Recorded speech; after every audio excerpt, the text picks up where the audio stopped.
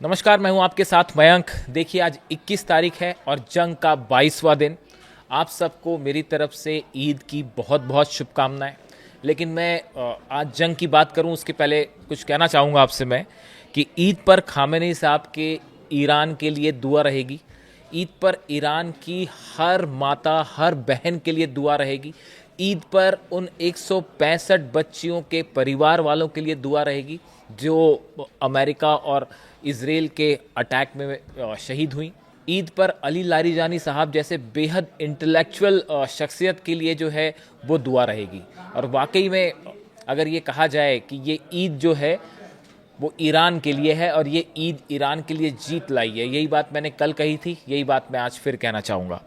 देखिए, ईद पर ऐसा लगता है, अगर हम जंग की बात करें और पिछले चंद घंटों की बात करें कि क्या हालात हैं, हम उस पर आए अगर, तो ऐसा लगता है कि ईरान ने मानो पूरे इसराइल और अमेरिका को मिसाइलों वाली ईदी दे दी है।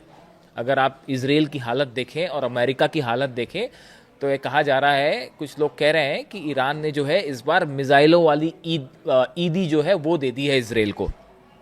बेन गुरियन एयरपोर्ट जल रहा है। मैं आपको बीती रात की बात बता रहा हूँ। देखिए, आज जो है 21 तारीख है, 20 तारीख की रात से आज सुबह तक अब तक क्या क्या हुआ, क्या हमले हुए, उनकी जानकारी दे रहा हूं मैं आपको।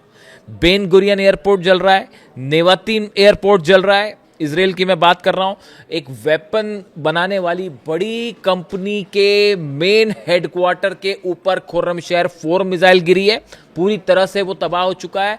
आईडीएफ के बताया जा रहा है कि आईडीएफ के 57 ठिकानों पर हमले हुए हैं। इसराइल में, मैं रिपीट करता हूं फिर से, इसराइल में आईडीएफ यानी इसराइल की सेना के 57 ठिकानों पर चुन चुन के या तो मिसाइल्स गिरी हैं या ड्रोन गिरे हैं। हमले मतलब ऐसा नहीं कि वो फेल हो गए, हिट किया है। अब आप सोचिए, अगर इसराइल की सेना के 57 ठिकानों पर अगर ईरान के मिसाइल्स या ड्रोन गिर रहे हैं तो ये कितनी बड़ी क्षति है ये इसराइल की सेना के लिए। इसके अलावा आप आगे बढ़े, हाइफा की रिफाइनरी जल रही थी कल, जो आपने तस्वीरें देखी होंगी। 20 तारीख की जो तस्वीरें देखी आपने, हाइफा की जल रहा है। उसके बाद बताया जा रहा है कि 20 तारीख की रात को फिर मिसाइल अटैक हुए हैं हाइफा के ऊपर, और हाइफा में जो आग लगी थी वो और भड़क गई है। ये खबर बीती रात की है। आगे बढ़िए, जो हाइफा में अटैक हो रहे हैं उन अटैक में ज्यादातर जो अटैक हैं वो हाइपरसोनिक मिसाइल से हो रहे हैं, और खुर्रमशहर 4 का सबसे ज्यादा इस्तेमाल हुआ। अब वो अपने साथ 80 से लेके 100 वॉरहेड्स लेके, उसमें क्लस्टर बॉम्ब्स लेके जा रही है। अब हो ये रहा है कि वो मेन मिसाइल तो हाइफा को हिट कर ही रही है। जो ये 80, 90, 100 आप जो लाइट देखते हैं आसपास, ये आसपास के इलाकों में गिर रहे हैं। बताया जा रहा है कि करीब 250 घर हाइफा में जो है उनमें आग लग गई है। मेन रिफाइनरी हिट हुई मिसाइल से, लेकिन उसके साथ जो क्लस्टर बॉम्ब्स थे उन्होंने करीब 250 घरों में हाइफा के आसपास जो है वो आग लगा दी है। इसके अलावा एक नई चीज़ की एंट्री हो गई है, नसरल्ला मिसाइल। अभी तक देखिए, अभी जब जो मिसाइल का इस्तेमाल हो रहा था सेजिल, अच्छा कौन सी मिसाइल कहाँ हमले कर रही है वो भी बड़ा स्पेसिफिक एक जानकारी आई है ईरान से, सोर्सेस से। देखिए, ये जो नसरल्ला मिसाइल है इसका नया इस्तेमाल शुरू किया है। एक मिसाइल है ईरान की, करीब 2000 किलोमीटर उसकी रेंज है, हाइपरसोनिक मिसाइल है, 5 मैक्स से ज़्यादा उसकी रफ्तार है। उसका नाम जो है हसन नसरल्ला के नाम पर नसरल्ला रखा गया है। हिजबुल्लाह के जो कमांडर थे, हिजबुल्लाह के चीफ थे, उनके नाम पर ये रखा गया है। और अब यानी वो हिजबुल्लाह वाला जो बदला है वो भी साथ ही साथ निपटा दिया जा रहा है। अब वो मिसाइल्स जो हैं, ये कद्र मिसाइल का अपग्रेडेड वर्जन बताया जा रहा है असल में, जो हमले हो रहे हैं। इसके अलावा आप देखिए, नसरल्ला मिसाइल से हमले हो रहे हैं। इसके अलावा जो सेजिल है, तेल अवीव में पिछले 12 घंटों के अंदर सबसे ज़्यादा अटैक हुए हैं वो सेजिल मिसाइल से हुए हैं। वो सेजिल मिसाइल आप देखते हैं जो एक विशेष प्रकार की आकृति बनाती है, और उसको रोकना किसी आयरन डोम किसी के बस की बात नहीं है। सेजिल जो है उसका गिरना तय है। इसके अलावा खुर्रमशहर की मिसाइल की हमने बात ही करी है। अब ये सब के सब जो मिसाइल फायर हो रही हैं, हाइपरसोनिक मिसाइल्स, ये इसने पूरी तरह से इसराइल के डिफेंस सिस्टम को इसलिए तबाह कर दिया। बड़ी वजह ये है, 7 मिनट के अंदर बताया जा रहा है कि 5 से 7 मिनट का टाइम लगता है इसको ईरान से चल के इसराइल पे इम्पैक्ट करने में, यानी गिरने में। मिसाइल चली ईरान से और 7 मिनट के अंदर वो गिर जा रही है, हिट कर दे रही है अपने टारगेट को, सिर्फ 7 मिनट के अंदर। और साथ में वो क्लस्टर बॉम्ब भी हैं। अब कैसे इसको रोका जाए मिसाइल्स खत्म हो गए, इंटरसेप्टर मिसाइल आप देख ही रहे हैं। ड्रोन जो है पहले ड्रोन से हमले हुए, उसने पूरे इंटरसेप्टर्स खत्म कर दिए। अब आयरन डोम फेल है, पेट्रियट खत्म हो चुके हैं, थाट खत्म हो चुके हैं मिसाइल्स, और एरो कुछ बचे हुए हैं। एरो से जितना हो सकता है उतना हो रहा है, लेकिन तबाही भयंकर है। अब देखिए, इसके अलावा जो एक बड़ी गौर करने वाली बात है वो ये है कि अब्बास अराक्ची साहब की तरफ से एक बयान आया है, विदेश मंत्री। उन्होंने ये कहा है कि आइंदा अगर हमारे ऊर्जा के ठिकानों पर हमले हुए तो उसका फिर नतीजा ये होगा कि अभी जो हमले हुए हैं उससे बड़ा हमला होगा। जो ईरान के ऑयल और गैस फील्ड पर हमले हुए, जो कि डोनाल्ड ट्रंप ने बाद में कह दिया कि नहीं ये तो इजराइल ने किए थे, हमने नहीं किए थे, उन्होंने अपने हाथ खींच लिए, उसका जवाब दिया है ईरान ने, उसका जवाब दिया है। अब उसके जवाब में जो जवाब आया वो क्या आया, कुवैत की, मैं आपको परसों जो हमले हुए थे वो सब आपने देखे किस तरह से जो है कतर में और सऊदी में हमले हुए और गैस रिफाइनरीज में आग लग गई, कुवैत में, ये सब परसों की बात। मैं आपको पिछले 12 घंटे की बात बता रहा हूँ, यानी कि अगर आप डेट की बात करें, कई बार डेट बड़ी स्पेसिफिक होती है, 20 तारीख की दोपहर से अभी 21 तारीख की सुबह तक, यानी पिछले हम 12 से 14 घंटे की बात करें, एक बार फिर मीना अल अहमदी रिफाइनरी पर, कुवैत पर ड्रोन अटैक हुआ है और ये रिफाइनरी पूरी तरह से बंद हो गई है। रास लफान जो एलएनजी हब है वो पूरी तरह से कतर का बंद हो चुका है, उससे प्रोडक्शन पूरा रुक गया है और आग लगी, उसको बचाना ही अपने आप में बड़ी समस्या हो गई है। सऊदी की रास तानुरा रिफाइनरी है वो बंद कर दी गई है, यानी वहां काम पूरी तरह से रुक चुका है। यानी आप देखिए 3 बड़ी जो रिफाइनरी है इनकी हालात ये हैं कि यहाँ पूरी तरह से सप्लाई रुक गई है, काम रुक चुका है और बड़ा नुकसान हो गया है। ये नतीजा था ईरान के ऑयल फील्ड पर, गैस और ऑयल फील्ड पर जो हमले किए इजराइल ने, उसके बाद जो ईरान का गुस्सा था वो दिखाई दिया। तो इस तरह से जैसे इजराइल जल रहा है और ये अरब देशों पर हमले हुए हैं, इसीलिए कहा जा रहा है कि ईरान ने इस बार ईद पर जो है वो मिसाइलों वाली ईदी दे दी है, इसीलिए ये बात कही जा रही है। अब 2 बड़ी इंपॉर्टेंट चीज़ें हैं जो डेवलपमेंट हुए हैं। ऐसा इसी बीच एक खबर ईरान से भी आई है कि मेहराबाद जो एयरबेस है, एयरपोर्ट है, वहाँ पर बड़े हमले हुए हैं एक बार फिर। मेहराबाद एयरपोर्ट पर पहले भी हमले हुए थे और बीती रात एक बार फिर इजराइल के फाइटर जेट्स ने वहाँ पर हमले किए हैं और काफ़ी बम वहाँ पे ड्रॉप किए हैं। बाकी अलक्सा वाली जो नमाज़ पढ़ने वहाँ लोग पहुँचे थे वो तस्वीरें आपने देखी ली हैं। कल की जो तस्वीरें आई कि अलक्सा जो मस्जिद है उसमें फ़िलिस्तीनी लोग वहाँ पर पहुँचे थे और उनको इजराइल की सेना ने उन पर हमला किया और उनको वहाँ से हटाया गया। 1967 के बाद शायद ये पहला मौका होगा जब अल-अक्सा में जो है वो नमाज नहीं हो पाई जुमे की, वो भी ईद के मौके पे। तो बेहद गुस्सा है इससे, इस हरकत से बेहद गुस्सा देखा जा रहा है मुस्लिम देशों में।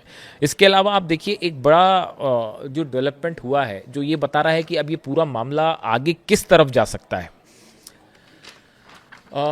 इस तरह की खबरें हैं कि डोनाल्ड ट्रंप और बेंजामिन नेतन्याहू के बीच में, आपने कई जगह पढ़ा भी होगा कि इनके बीच में अच्छा खासा जो है वो तनाव देखा जा रहा है, आपस में लड़ाई हो गई है।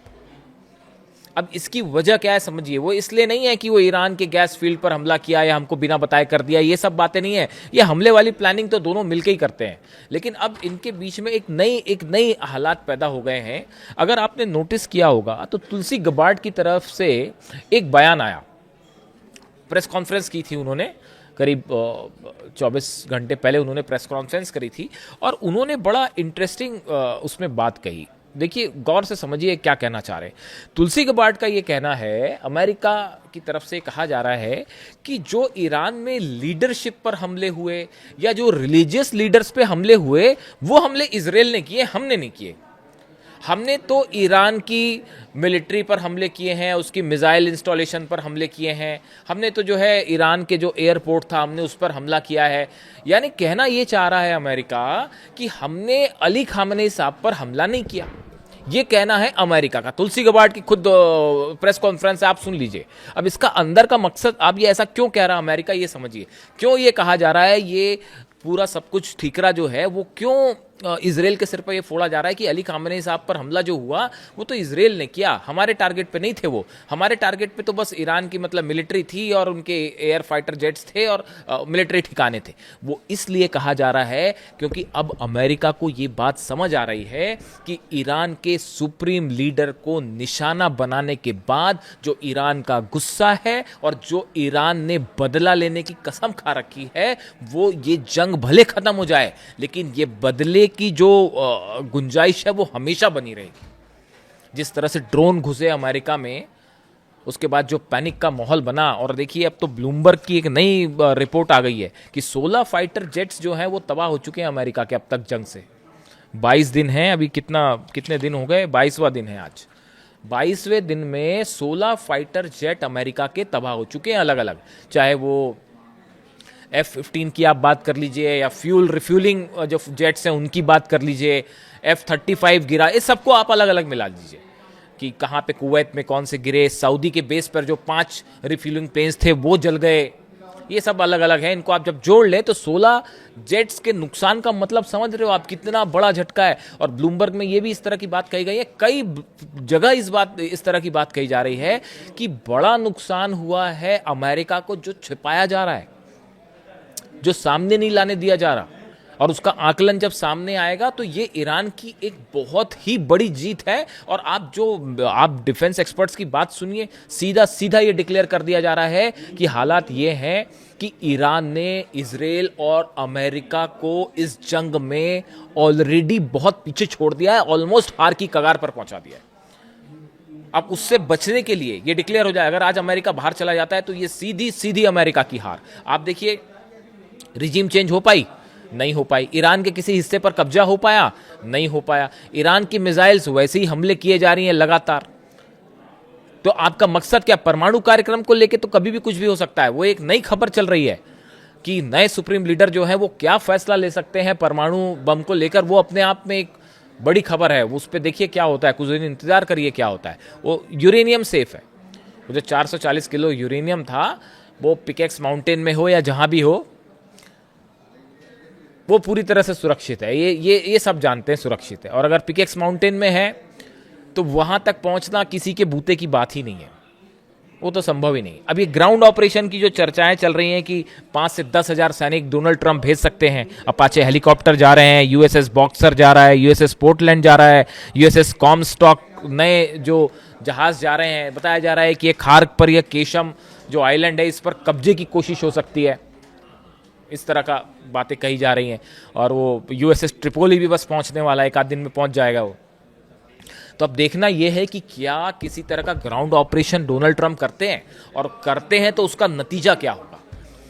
ईरान ने जो मिसाइलें बरछाई हैं पिछले 24 से 48 घंटे से, आप 2 दिन पकड़ लीजिए, यानी आज 21 तारीख है, आप समझ लीजिए 19 तारीख से 21 तारीख के बीच में जो मिसाइल हमले हुए हैं, 9 देश धधक रहे हैं, ऑयल रिफाइनरीज जल रही हैं, हॉर्मूज पूरी तरह से बंद है, और इजराइल में वो तबाही मची है जो पहले कभी नहीं देखी गई, और वो भी ईद का मौका है।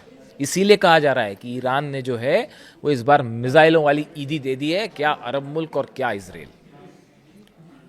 और ये हालात है कि 22 दिन बाद एक बहुत बड़ी जीत की तरफ अब ईरान बढ़ रहा है। अब ये रिवर्स कैसे होगा, क्या डोनाल्ड ट्रंप कर पाएंगे? बेहद मुश्किल है, बेहद मुश्किल है। तो इन हालात में आज की जो स्थिति है, 21 तारीख की सुबह की जो स्थिति है, वो स्थिति ये कह रही है कि ईरान ने अब इस जंग में एक बहुत बड़ी लीड हासिल कर ली है। जिस तरह से इजराइल में तबाही मची है, बताया जाता है वहाँ के जो आईडीएफ ने बंकर्स बना रखे थे, वो बंकर पे चुन चुन के हमले हो रहे हैं, और वो बंकर्स फोड़ के मिसाइल जो है अंदर चली जा रही हैं। कल आपने देखा होगा, मतलब परसों रात को जो पीसी करी थी नेतन्याहू ने, उनकी बॉडी लैंग्वेज बता रही थी और डोनाल्ड ट्रंप की बॉडी लैंग्वेज बता रही थी कि हालात क्या हैं। और ज़्यादा दिन जंग खींचने की हालात में अब दोनों ही नहीं है।